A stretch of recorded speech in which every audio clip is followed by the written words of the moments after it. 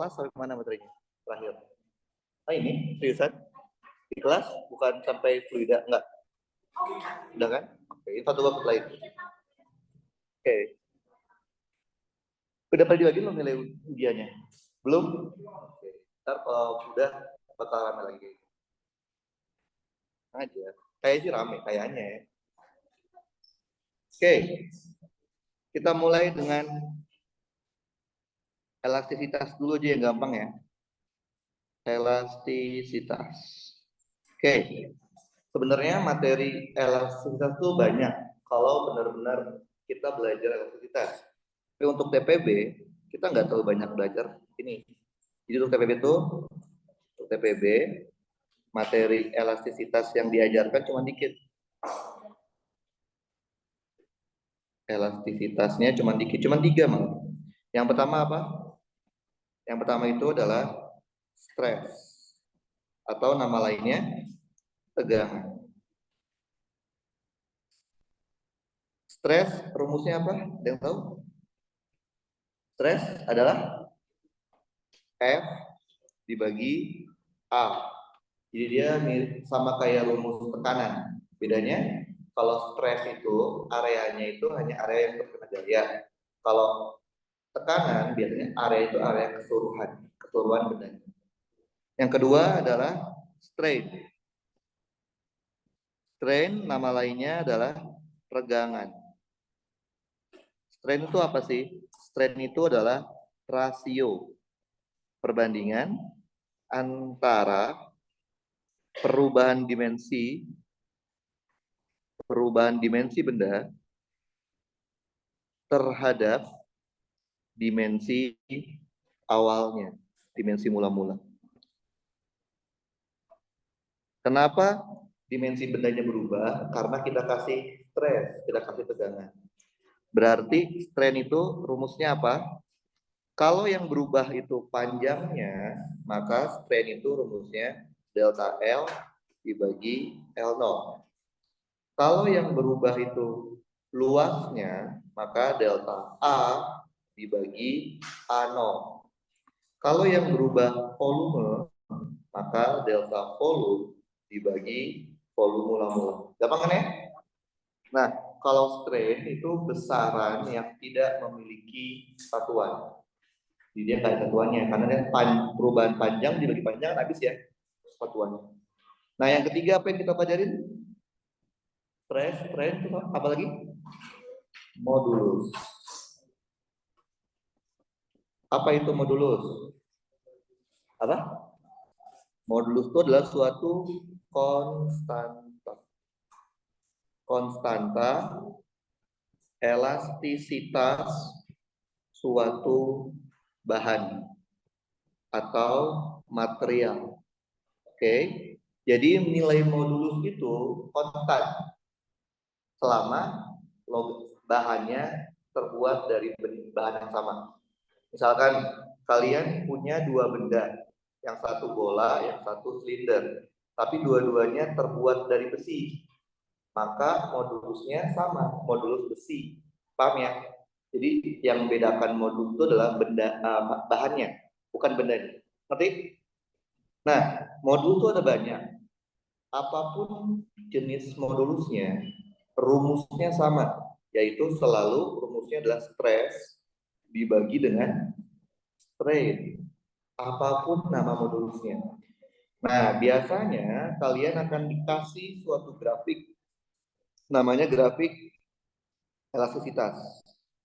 Biasanya dia ada sumbu Y-nya itu stres, sumbu X-nya itu adalah strain. Nah, suatu bahan kalau kita lakukan pembuatan kita uji elastisitasnya, pasti dia awal mulanya itu akan membentuk grafik linear seperti ini. Oke. Kalau kalian tetap paksakan, tetap kalian kasih gaya, nanti grafik jadi nggak linear. Misalkan seperti ini. Ya. Nah, ketika masih dalam kondisi linear yang ini dinamakan zona elastik. Sedangkan ketika perubahan grafiknya udah nggak linear, ini namanya zona plastik. Kalian tahu bedanya nggak? Zona elastik sama zona plastik tahu? Kalau zona elastik tuh kalau kalian lepas gayanya, dia akan kembali ke panjang atau ke ukuran semula. Itu zona elastik. Tapi kalau kalian udah sampai di zona plastik, kalian lepas gayanya nih, dia nggak akan kembali ke ukuran semula. Paham ya? Kayak kalian narik karet. Kalau nariknya cuma dikit mah lepas, balik kan ya. Kalau nariknya keras banget, karetnya udah melar kan. Ketika kalian lepas, dia nggak berubah sama kayak yang semula. Paham? Nah, karena judul kita adalah elastisitas, kita cuma belajar di zona elastiknya, yaitu di kurva linearnya. Kalau kalian dikasih grafik stres terhadap strain, maka modulusnya itu sama aja gradien. Gradien grafik stres terhadap strain. Oke, gampang ya? Tadi saya bilang ke kalian kan, kalau modulus itu ada banyak jenisnya, ya nggak sih? Nah, kita di TPB, kita cuma belajar dikit. Jenis-jenis modulus yang dipelajari di TPB. Jadi di TPB kita cuma belajar dikit aja. Nggak semua modulus kita pelajarin. Cuma belajar 3. Yang pertama apa? Modulus yang kadang disingkatnya itu E simbolnya.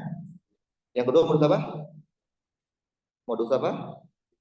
Yang kedua modulus shear, modulus geser.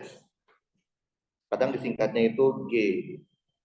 Yang ketiga modulus bal. Disingkatnya kadang B. Oke, jadi kita cuma belajar 3 ini aja.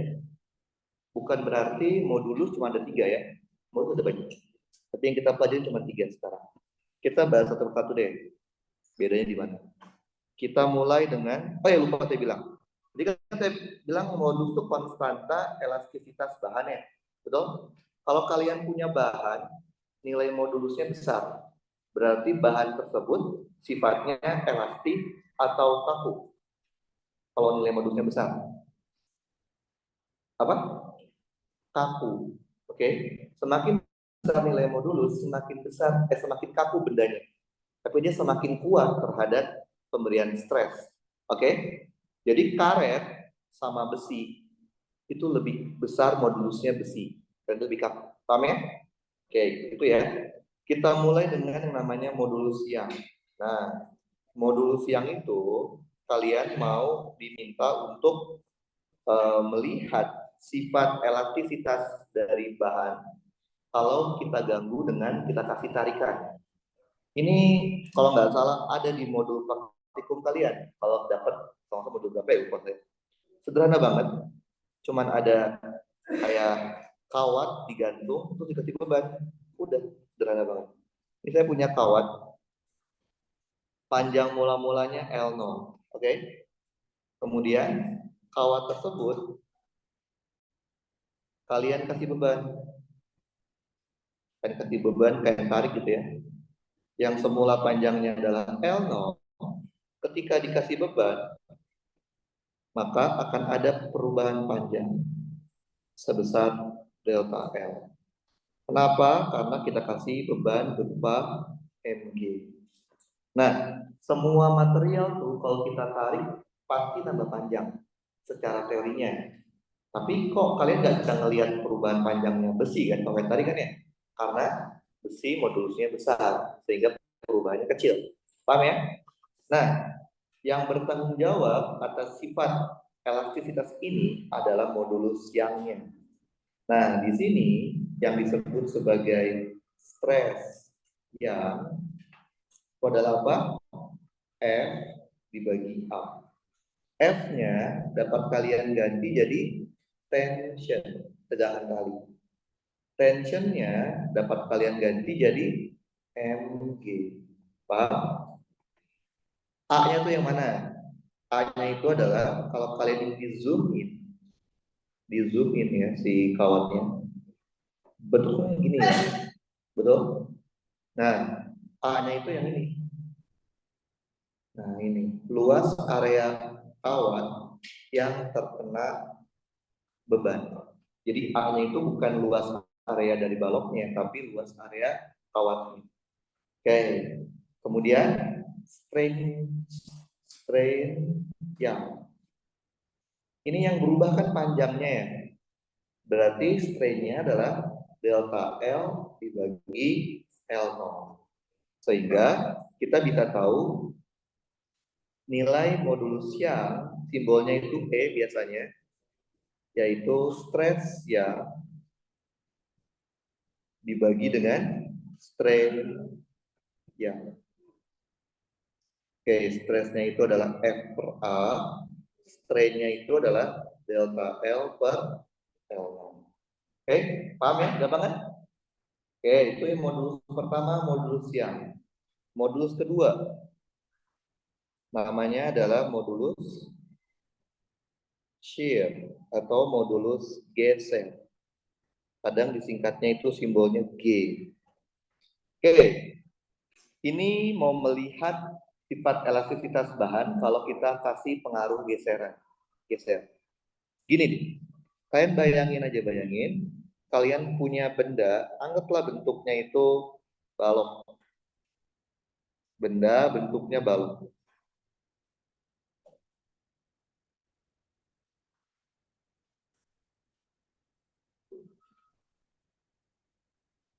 Oke,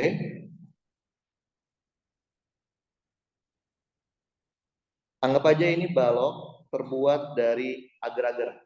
Oke, baloknya terbuat dari agar-agar. Biar kalian bisa ngebayangin shear itu di mana sih. Nah, balok ini sama kalian dikasih gaya. Dikasih gaya F. Kalian kasih gaya F, yang terkena gaya hanya area sisi kirinya saja. Ini anggap luas areanya adalah A. Oke? Kalian dorong, kalian kasih gaya F ke agar-agar itu. Tapi tidak sampai membuat agar-agarnya geser. Kebayang? Jadinya kayak gimana ya? Jadinya kayak gini. Jadi kita nggak sampai membuat si agar-agarnya itu bergeser.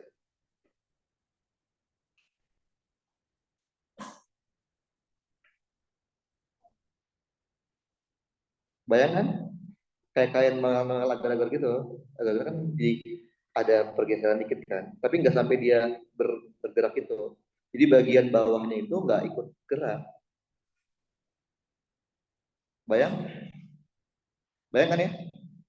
Nah, sebenarnya semua material itu kalau kita kasih geseran itu bakal seperti ini sebenarnya. Cuman kan nggak kelihatan, makanya seperti foto-foto agar-agar. Nah, terjadi pergeseran di sini. Terjadi pergeseran di sini. Anggaplah dia bergeser sejauh delta X.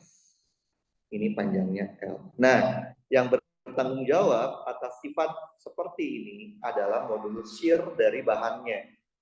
Nah, di sini yang disebut sebagai stress shear, stress geser, itu adalah F dibagi A. A-nya itu hanya luas area yang terkena gaya. Berarti yang sisi kirinya aja, bukan keseluruhan kotak ya.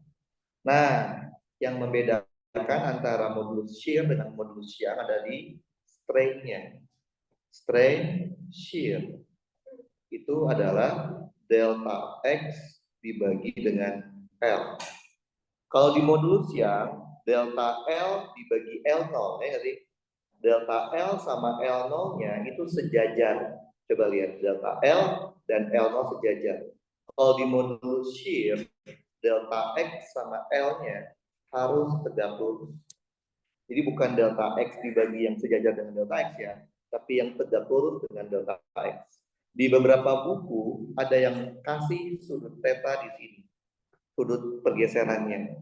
Maka delta X dibagi L itu apa ya? Tan theta. Jadi kalau kalian lihat di beberapa buku, strain-nya itu kadang sebutnya tan theta. Berarti kalian bisa tahu modulus gesernya, yaitu stress shear dibagi dengan strain shear. Berarti F per A dibagi dengan delta X per L, atau F per A dibagi dengan tangen theta. Oke, gampang kan? Oke, modulus yang terakhir yang kita pelajarin adalah modulus bulk. Oke, simbolnya biasanya B. Oke, bayanginnya gini. Misalkan ya, ini kita lagi di medium udara. Medium udara itu kan yang kita hidup sekarang kan ya, medium udara ya.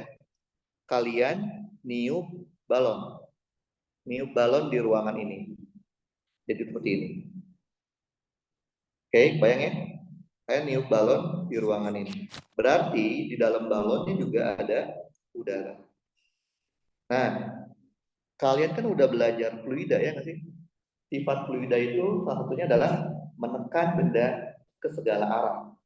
Balon yang ada di dalam udara akan ditekan oleh udara luar dari segala arah. Gitu kan ya? Konsepnya gitu kan, fluida? Tekanan hidrostatik. Dia akan menekan ke segala arah. Nah, karena di dalam balon juga ada udara, maka udara di dalam balon akan menekan balik keluar. Bayang? Bayang ya? Nah, ketika tekanan dari luar sama dengan tekanan dari dalam balon, maka volume balon itu akan tetap. Kalau lebih besar tekanan dari luar, volume balon akan mengecil. Kalau lebih besar tekanan dari dalam, dia akan membesar. Gampang kan ya? Nah, sekarang kalian bayangin, balon ini kalian paksa masuk ke dalam air.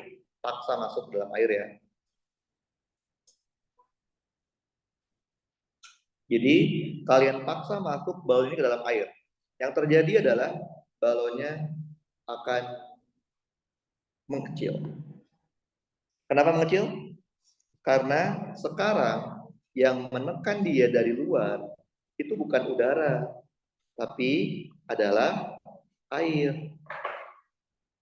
Nah, ini sekarang yang menekan dia itu bukan udara lagi, tapi tekanan air. Kalian udah belajar kan, fluida statis ya. Kalau tekanan air itu jauh lebih besar dibandingkan tekanan udara.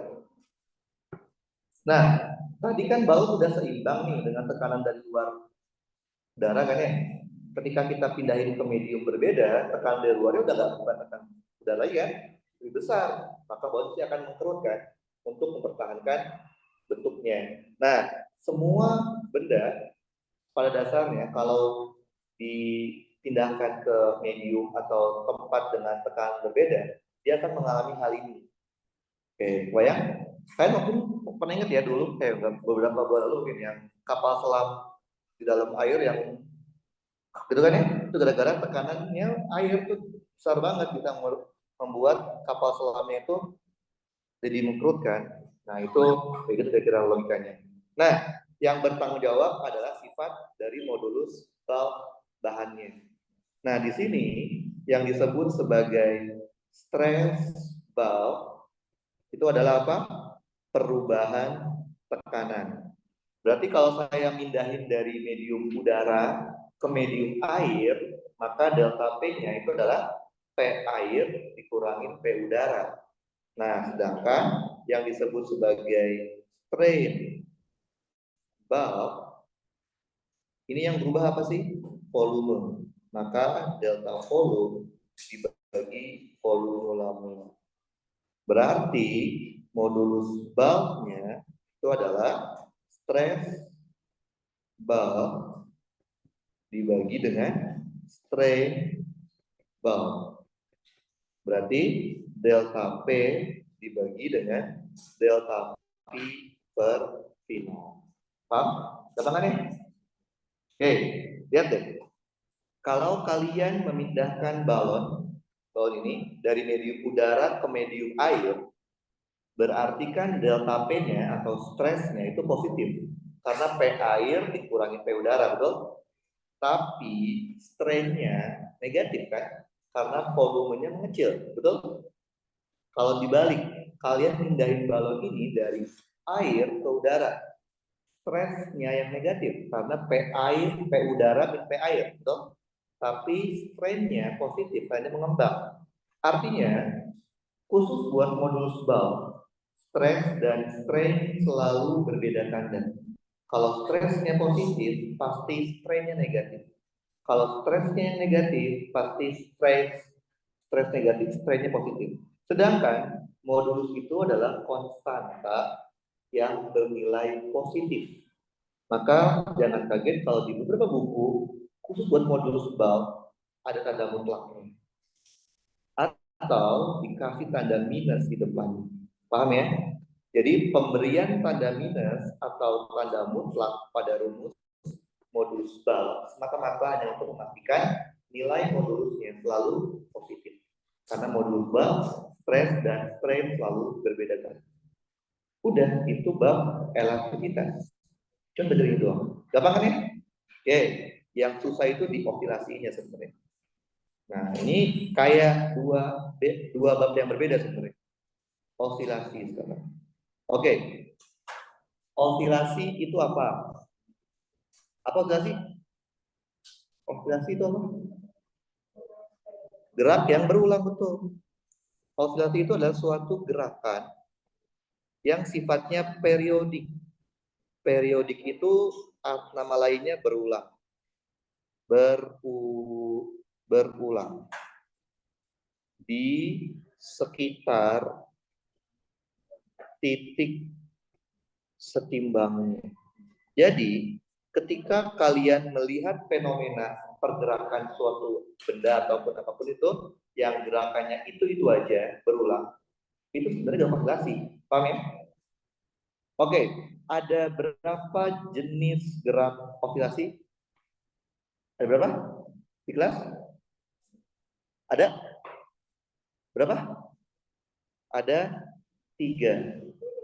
Ada 3 jenis gerak osilasi secara umum. Yang pertama apa? Yang pertama itu namanya adalah osilasi harmonik sederhana. Nama lainnya itu adalah OHS. Yang kedua itu adalah osilasi teredam. Oke. Yang ketiga itu namanya osilasi teredam terpaksa. Oke. Nah, bedanya apa sih antara OHS, teredam, dan teredam terpaksa? Oke.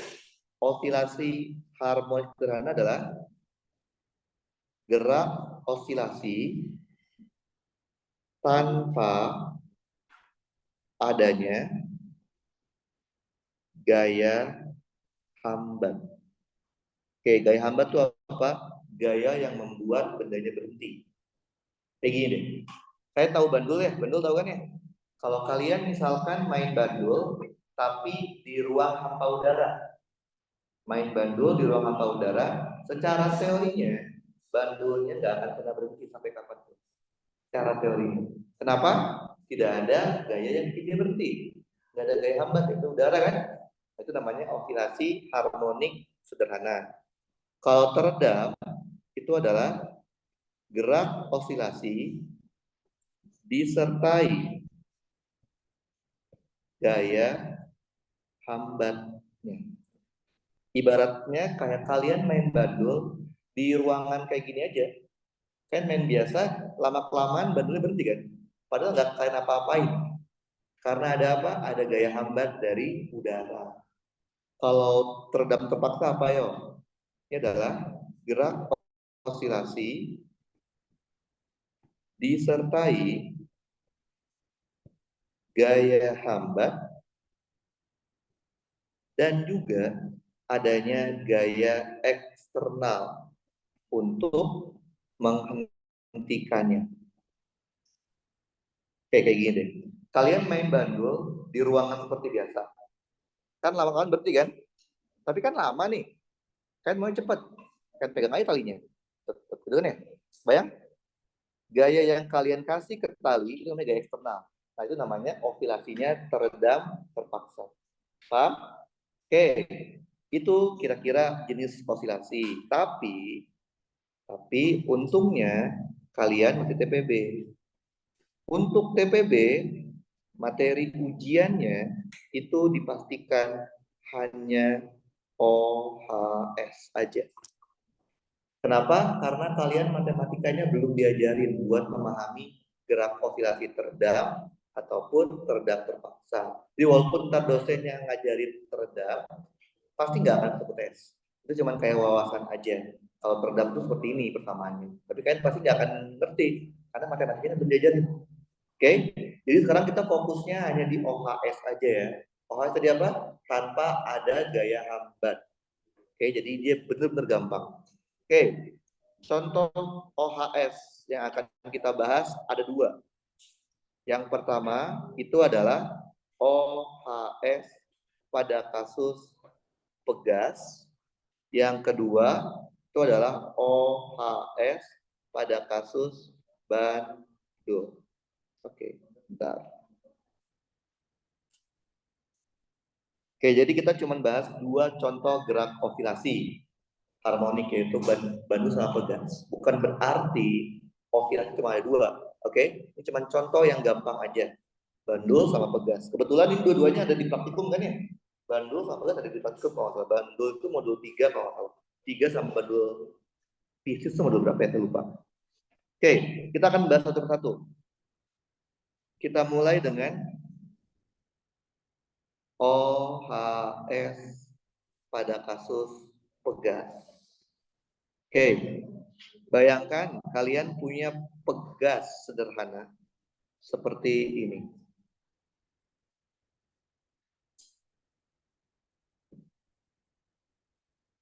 Oke, konstanta pegas kita itu K, massa balok. Jadi M itu bukan massa pegas ya, tapi massa balok yang dihubungkan dengan pegas adalah M. Nah, kondisi awalnya ini dalam kondisi setimbang. Setimbang artinya apa kalau di pegas? Pegasnya tidak ketarik ataupun tidak ketekan. Biasanya disingkatnya ini kondisi ketika X sama dengan 0. Oke.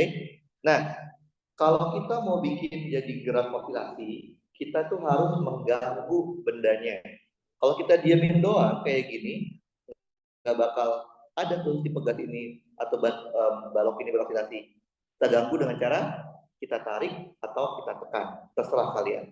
Misalkan deh, saya tarik sejauh X, oke? Kebayang? Secara tidak langsung, kalau kalian narik balok sejauh X, kalian otomatis juga narik pegasnya kan? Karena balok ini terhubung dengan pegas. Paham ya? Berarti pegas kalian itu ketarik ke kanan. Kalau pegas ketarik, maka muncul gaya pegas. Karena mana gaya pegasnya? Kalian pernah main pegas nggak? Coba narik pegas ke kanan, apa yang kalian rasakan tangannya? Kayak ada yang mau narik ke kiri kan? Nah itu dia pegas. Berarti kalau kita tarik ke kanan, dia pegasnya ke kiri. Ada gaya pegas ke arah kiri. Gaya pegas ini disebut juga gaya pemulih. Kenapa? Karena gaya pegas itu selalu mengarah ke titik setimbang awalnya. Paham ya? Oke, sekarang lihat. Kalau saya tarik sejauh X, terus saya lepas, apa yang terjadi? Baloknya akan bergerak-gerak kan? Betul nggak? Kalau baloknya bergerak, kita bisa bikin yang namanya persamaan geraknya. Persamaan gerak benda itu bisa dibuat dari dua cara. Bisa menggunakan sigma F atau menggunakan sigma torsi. Kapan kita pakai sigma F? Kalau bendanya bergerak translasi, betul? Kapan kita pakai sigma torsi? Kalau bendanya bergerak rotasi. Kalau kasus ini translasi atau rotasi? Translasi, berarti pakainya sigma F. Sama dengan M dikali A. Betul? Ada gaya apa aja? Gaya pegas aja kan? Loh, terus tadi kan saya tarik ya. Tapi kan tarikannya udah saya lepas. Berarti udah hilang dong gaya tarikannya kan? Tinggal ada gaya pegas. Nggak ada gaya gesek ya. Ini OHS. Tanpa hambatan. Oke? Berarti cuma gaya pegas. Tapi lihat deh. Saya nariknya ke kanan. Tapi gaya pegasnya ke kiri. Maka Inggrisnya negatif F pegas. Karena dia berlawanan dengan tarikan yang saya kasih. Paham? Oke, gaya pegas tuh rumusnya apa? K delta X kan. Kalau kita misalkan posisi awalnya tuh X0, jadinya K X dot sama dengan M. Kalau A itu apa sih? Mengingat gak A? A itu adalah turunan kedua dari X. Benar nggak sih? Betul ya? X terutama V. V jadi A, betul? Kalau saya bikin gini boleh nggak? D kuadrat X per dt kuadrat ditambah K dibagi M dikali X sama dengan 0, boleh? Boleh kan? Tinggal saya bagi semua dengan M, terus saya jadi satu ruas. Nah, ini di matematika disebutnya apa? Saya tahu? Disebutnya itu adalah persamaan diferensial orde kedua. Kalian matematika ini matematika A atau B ya? A kan? Udah belajar diferensial order 1 kan? Nah ini belum nih. Ini udah 2, paham ya? Kadang disingkatnya PDO 2. Ini kalau nggak salah di semester 2 baru diajar ini. Oke? Karena kalian belum belajar PDO 2, jadi saya akan coba jelasin secara simpel aja. Kayak gini deh. Kalau persamaan kuadrat udah belajar dong. Kalau kalian dikasih persamaan kuadrat, X kuadrat tambah 2X min 3 sama dengan 0. Apa yang diminta soal? X-nya, solusi X-nya kan? Sama ini juga. Kalian kalau dikasih PDO 2, tugas kalian adalah mencari X-nya, mencari solusinya. Solusi dari PDO 2-nya. Oke, gitu ya. Kalau di persamaan kuadrat, cari X-nya gimana? Hah? Diapain? Akar faktorin, difaktorin atau dipakai rumus ABC ya nggak sih? Kalau PDO 2 gimana cara nyari solusi X-nya? Jujur aja ya, enter pun diajarnya waktu di matematika ya. PDO 2 itu nyari solusinya adalah nggak ada rumusnya. Nggak ada rumus untuk mencari solusi PDO 2. Paham? Kalau nggak ada terus gimana nyarinya? Mau nggak mau kita lakukan dengan menggunakan tebak solusi. Jadi solusi ditebak. Nah, karena solusi didapatkan bukan menggunakan rumus, tapi kita nebak solusinya, ada kemungkinan ada beberapa solusi yang benar. Misalkan kalian sama teman kalian beda di tebakannya, tapi ternyata dua-duanya benar. Ya udah, benar dua-duanya. Ngerti? Nah, sekarang pertanyaannya adalah nebaknya gimana kan? Oke, tebak solusi. Oke, lihat. Kalau si balok ini saya tarik sejauh X, terus saya lepas. Apa yang terjadi? Baloknya gerak. Kalau baloknya gerak, berarti posisi X-nya tetap atau berubah-ubah? Berubah-ubah terhadap waktu, betul? Berarti kalian tahu X kalian itu bukan suatu angka, tapi suatu fungsi waktu, betul? Karena posisi X kalian berubah-ubah. Nah, sekarang nebaknya gimana? Lihat PDO 2-nya. Kalian kan udah belajar matematika dari SD sampai saat ini masih belajar kan? Berarti udah banyak sekali fungsi-fungsi di matematika yang kalian udah paham, betul? Kan saya mau tanya ke kalian, fungsi apa di matematika kalau kalian turunkan 2 kali fungsinya, yang ini, kalian turunkan 2 kali fungsinya, betul? Terus kalian tambah dengan fungsi itu sendiri, hasilnya pasti 0. Fungsi apa yang kayak gitu sifatnya? Ada banyak. Tapi mungkin yang familiar sama kalian dua. Apa? Fungsi yang kalian turunkan 2 kali, terus kalian tambahin dengan fungsi itu lagi, hasilnya pasti nol. Apa? Coba-coba. Familiar bang sama kalian? Familiar. Nggak tahu sih, Apa? Apa? Contohnya? Sin. Coba sin. Diturunin sekali jadi apa? Kol. Diturunin lagi jadi apa? Min sin. Tambahin sin nol nggak? Berarti benar dong solusinya. Sin bisa dong. Bisa lain yang lain? Bisa kos nggak? Kos. Diturunin sekali jadi apa? Min sin. Kedua jadi min cos. Tambahin cos nol? Nol. Berarti sin bisa, cos bisa. Ada yang lain nggak? Ada, tapi kan belum belajar. Itu namanya adalah fungsi transcendent. Yang pakai e-an gitu-gitu lah. Belum belajar kan?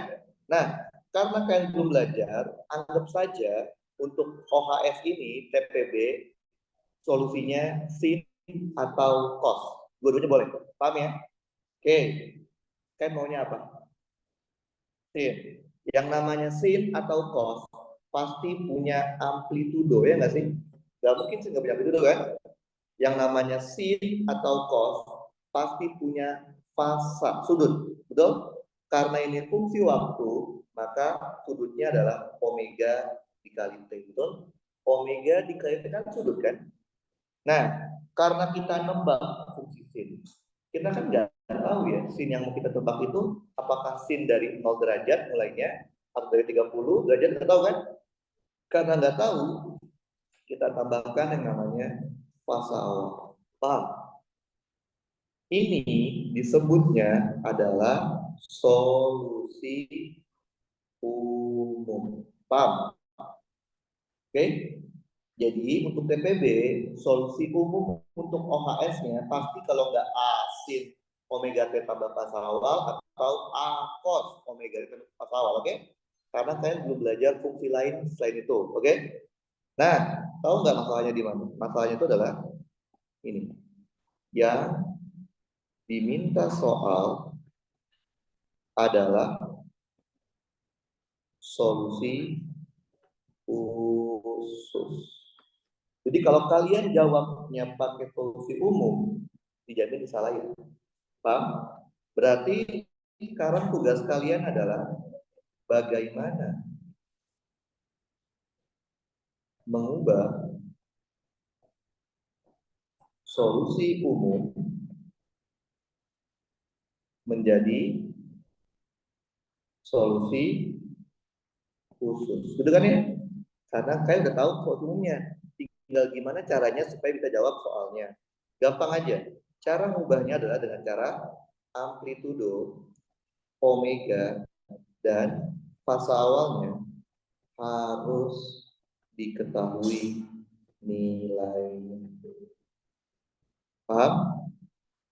Selama kalian masih belum tahu nilai amplitudonya berapa, nilai omeganya berapa, nilai fasa awalnya berapa, itu berarti masih solusi umum. Omega. Mencari omega. Oke. Caranya gimana? Gampang. Tadi kan kalian tebaknya sin kan ya? Tinggal bikin tebak solusinya apa. Misalkan tadi maunya sin. Amplitudo dikali sin. Omega T ditambah fasa awal. Kalian turunkan sekali, jadinya dx per dt sama aja Vt. Jadinya apa? Amplitudo dikali omega dikali cos omega T ditambah fasa awal. Kalian turunkan sekali lagi, jadinya turunan kedua sama aja AT. Jadinya apa ini? Min A omega kuadrat sin omega T ditambah fasa awal. Kalau sudah, kalian tinggal masukkan ke PDO2. Yang mana? Yang ini. Jadi kita udah dapat. Kita copy aja. Kita masukin ke sini. Oke. Lihat. D kuadrat X per dt kuadrat kuadrat kan sama aja min A omega kuadrat sin dan lain-lain kan ya. Kita masukin min A omega kuadrat sin omega T ditambah pas awal mati ditambah K per M. X itu kan yang atas ya. A sin itu X kan nih. A sin omega T ditambah pas awal. Sampai ini paham nggak? Paham ya? Pindah ruas, boleh pindah ruas? A omega kuadrat sin omega T ditambah pas awal sama dengan K dibagi M A sin omega T tambah pas awal. Oke, kita hapus sinnya, kita hapus A-nya. Maka kita punya omeganya sama dengan akar K dibagi M. Nah, harusnya kalau di fisika A, omega untuk kasus pegas tidak selamanya akar K per M kalau di fisika A, tergantung soalnya. Tapi karena kalian fisika B, selalu yang jadi kalian langsung aja omeganya akar K per M, nggak perlu nurunin, oke? Dilangsung ke sini karena fisika B pasti dibikin mudah. Lalu omega untuk pegas adalah akar K per M. Paham? Oke, itu cara nyari omega. Sore belum? Mencari apa belum? Mencari habis.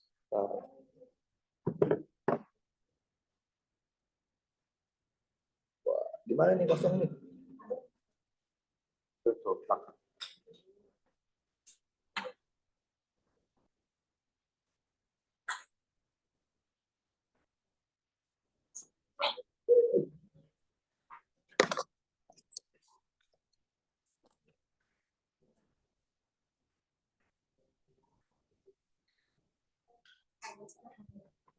Oke, lanjut ya. Sekarang bagaimana cara kalian mencari amplitudo dan pas awal? Oke, mencari amplitudo dan pas awal itu nggak ada rumusnya.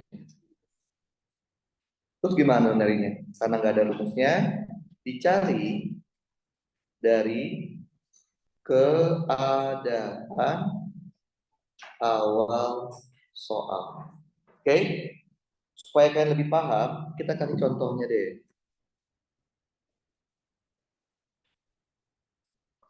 Ini ada di modul SCL.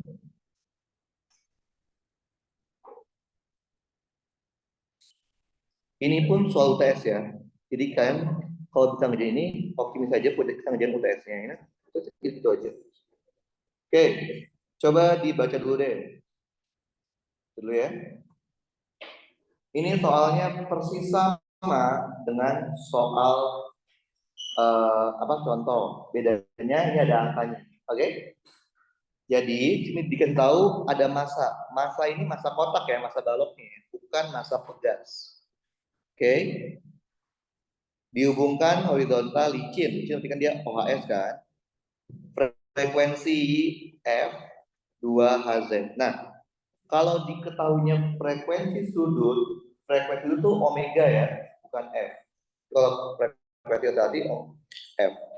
Ketika T sama dengan 1, posisi X ketika 1 itu adalah 5 akar 3 dikali 10 pangkat min 2 meter. Dan kecepatannya ketika 1 detik itu adalah minus 20 V kali 10 pangkat min 2 meter per second. Nah, inilah yang disebut sebagai keadaan awal soal. Paham? Jadi keadaan awal soal itu bukan berarti harus ketika T sama dengan 0. Berapapun T yang diketahui soal, bahkan yang diketahui ketika T5, itu keadaan awalnya. Paham ya? Oke, yang ditanyakan apa sih? Yang A, itu dia minta konstanta pegas dan amplitudo. Konstanta pegas dan amplitudo.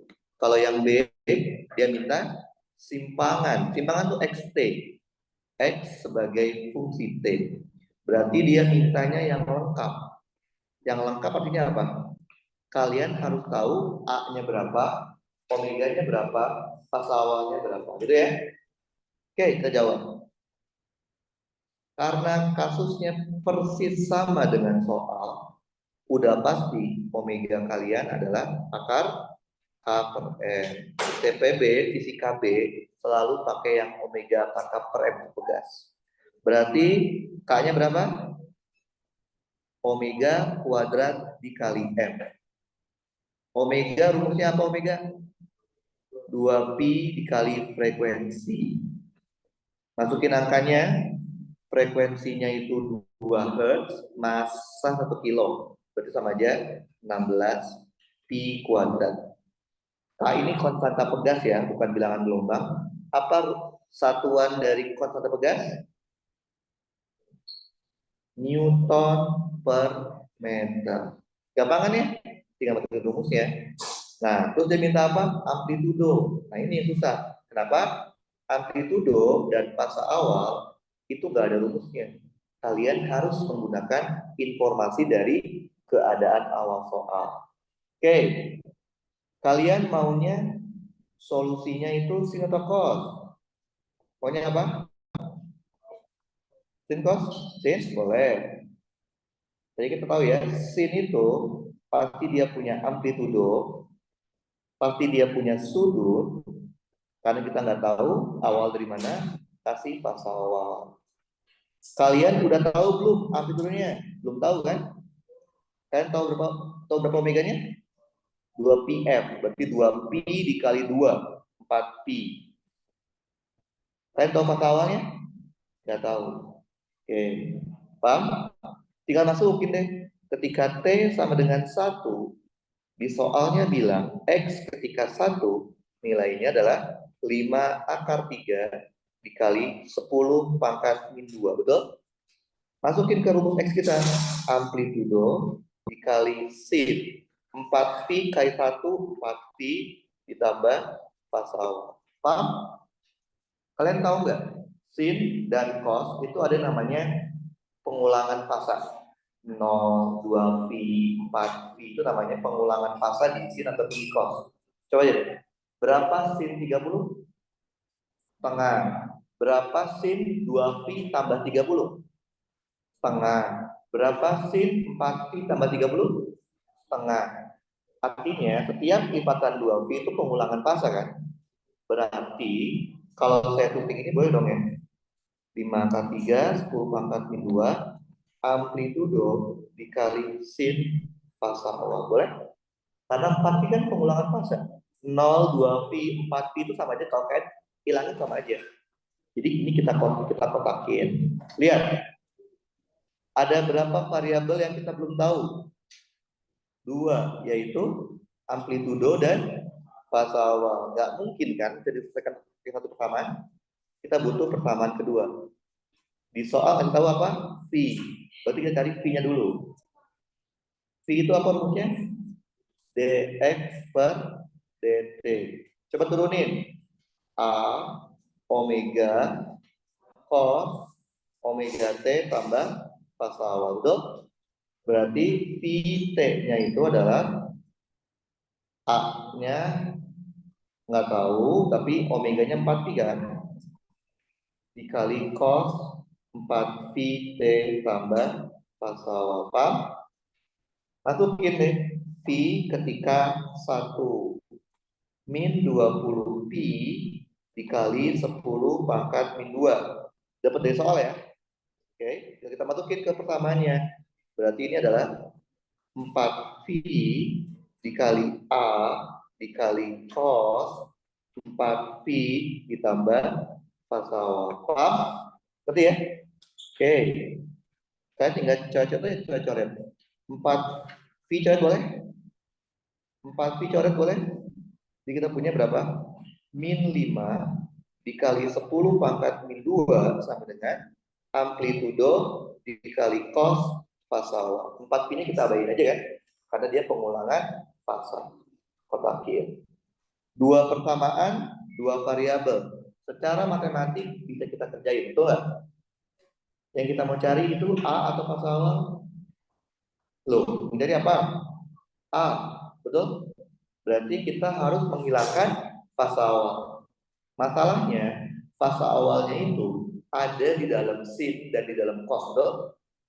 Cara paling efektif buat menghilangkan variabel yang ada di dalam sin atau cos adalah menggunakan sifat identitasnya. Yang mana? Yang sin kuadrat fasa awal ditambah cos kuadrat fasa awal sama dengan 1.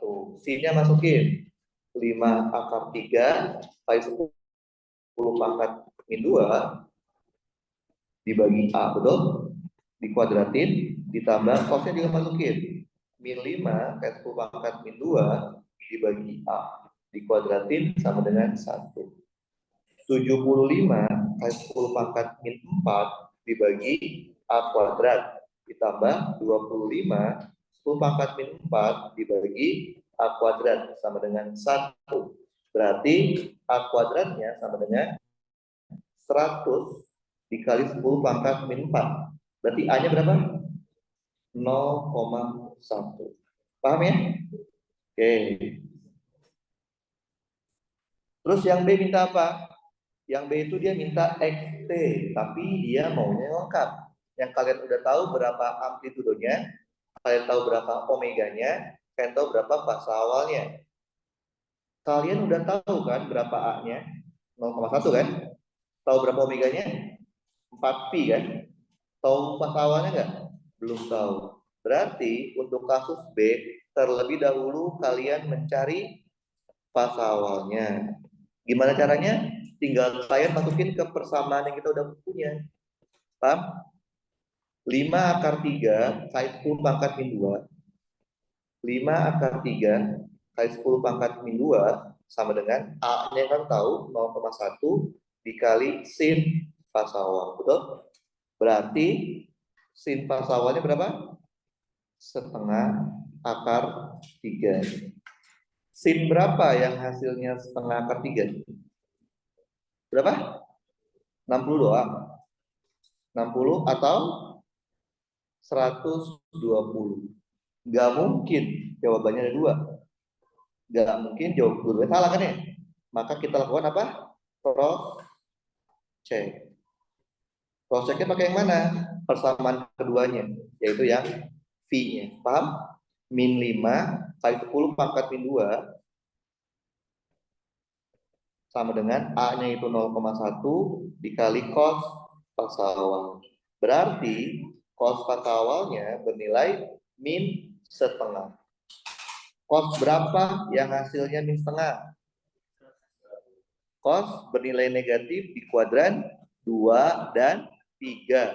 Cos yang setengah kan cos 60. Itu kan positif. Berarti kalau negatif di kuadran 2 jadi 120. Atau kuadran 3 240. Tinggal lihat mana irisannya. 120. Berarti fasa awalnya yang benar adalah 120 derajat. Fasa awal itu harus dalam satuan radian. 120 derajat berapa radian? 2pi/3. Betul? Sehingga kalian bisa tahu X sebagai fungsi T yang lengkap itu adalah amplitudonya 0,1, sin omeganya itu 4pi, fasa awalnya adalah 2pi/3. Paham? Ngerti? Oke, kalau ngerti coba siapin kertasnya kita kerjain soal. Mana ya?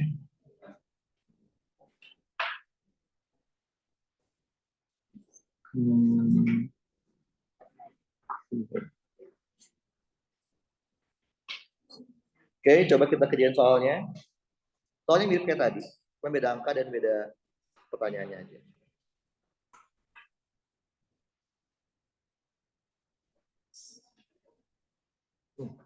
Giring gini.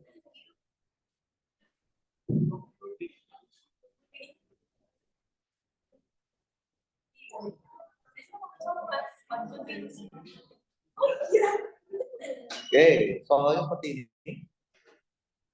Oke, Mirip kayak tadi. Ini juga kasusnya adalah pegas horizontal. Oke, pertanyaannya minta amplitudo yang A. Terus posisi itu berarti X-nya, kecepatan tuh V-nya. Jadi dia minta X ketika 0 dan V ketika 0. Bisa ya? Oke. Kejadian udah mau.